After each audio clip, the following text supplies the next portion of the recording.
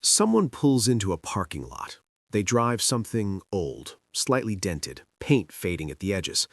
A stranger nearby glances over, takes one long look, and quietly decides something. Not about the car, about the person inside it.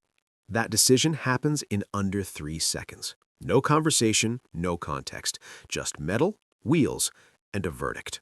This happens everywhere. In office parking lots, at school drop-offs, on highways, at traffic lights where one driver looks left, sees what the other person drives, and immediately reorganizes their opinion of them. The behavior is so automatic that most people who do it never notice they're doing it, and the ones who do notice usually assume it's harmless. It isn't. To understand why humans judge each other through cars, it helps to understand what a car actually is. On the surface, it moves people from one place to another, but that has never been its only job. From the moment mass-produced automobiles entered everyday life, they carried something else, something invisible but heavy. They carried meaning. They told a story about who owned them, what that person had achieved, what kind of life they were living. The car became a broadcast, a signal sent to everyone watching, and people learned very quickly how to read it. There's a concept in social psychology called signaling theory. It describes how living creatures communicate value, status, and fitness without using words. Birds do it with feathers. Humans do it with possessions.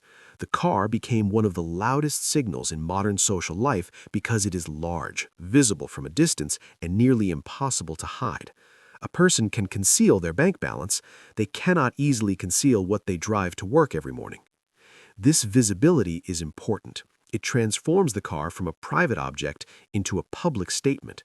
And once something becomes a public statement, other people feel entitled to interpret it, to evaluate it, to draw conclusions. The person driving the faded, dented car is not just driving, they are being read. And the person reading them is not being petty. They're doing something the human brain was built to do, rapidly categorize the social world to navigate it more efficiently.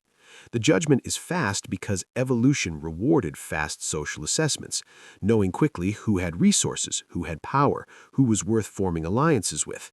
These were survival advantages. The modern brain inherited that machinery. It just applies it to parking lots now instead of open plains. But here is where it gets complicated. The brain's speed comes at a cost. Fast judgments skip the part where context gets considered.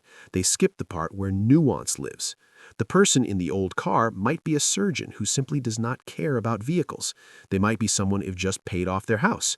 They might be someone who donated what they could have spent on a new car to a cause that mattered more to them. The brain does not wait for any of that. It has already decided. What the brain is actually doing beneath the surface is projecting. When someone judges another person's car harshly, they are rarely thinking about that stranger's life.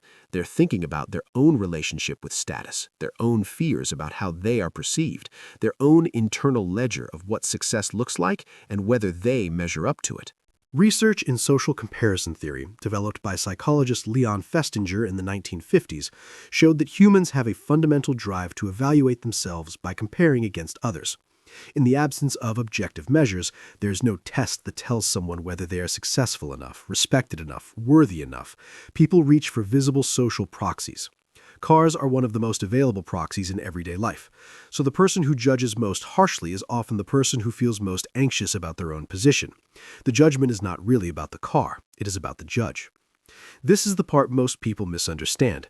Car-based judgment is typically read as arrogance, as snobbery, as a personality flaw in confident, superior-feeling people, but the psychological data points somewhere different. Status anxiety, the persistent, uncomfortable fear of being seen as less than others, tends to intensify judgment, not reduce it. The person most consumed by what cars signal is often the person most worried about what their own car signals. The loudest critics of other people's vehicles are frequently people who feel quietly unsettled about their own social standing. There is a related phenomenon at work here too. Psychologists call it identity fusion, the process by which people merge their sense of self with their possessions. When someone buys a car that carries status, they are not just buying transportation. They are buying a version of themselves they want the world to see.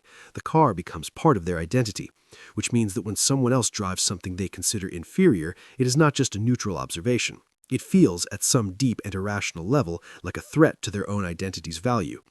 This is why car judgment carries a particular emotional charge that, say, judging someone's shoes does not. Shoes are personal. Cars are public. Cars are seen by hundreds of people on a single commute. They are parked in front of homes and offices. They are noticed.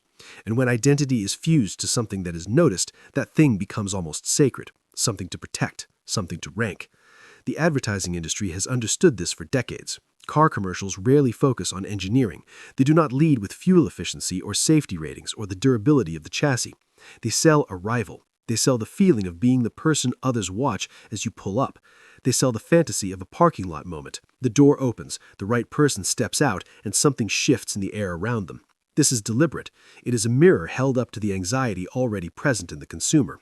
The industry did not create status-based car judgment. It simply found it, named it, and monetized it. What gets lost in all of this is something worth examining carefully. The qualities that actually predict a person's character, their integrity, their empathy, how they treat people with nothing to offer them, are entirely invisible from a parking lot. They do not show up in paint color or hood length or badge placement. They are not legible from 50 feet away. But the car is, and so the car gets used as a substitute for character assessment, which it was never designed to do and cannot reliably perform. This substitution has social costs. It shapes who gets taken seriously in professional settings. It influences first impressions at job interviews when employers notice what is in the company lot. It affects how people are treated at car dealerships, at valet stands, at drive-thrus. Research on appearance-based discrimination consistently shows that signals of low status, including visible poverty signals like an old or damaged vehicle, can trigger subtle but real shifts in how people are treated. The judgment is not just a private mental event. It leaks into behavior. It shapes interactions. It has consequences for real people who were simply trying to get somewhere. There is a final layer here, and it is perhaps the most unsettling one. The person making the judgment usually believes they are perceiving something real. They believe the car tells them something true about the person driving it. But what the car actually reveals most clearly is not the owner's character, intelligence, or worth. It reveals the social pressures that shaped what they were able to buy, what they chose to prioritize, and what signals they either could or could not afford to send. In other words, the car is a data point about circumstance, but the judgment is a data point about the person doing the judging, what they value, what they fear, and what they have quietly decided a human life is worth. The next time that automatic assessment begins, that 3-second verdict in a parking lot, the more honest question is not what the car says about the driver, it is what the judgment says about the one who made it.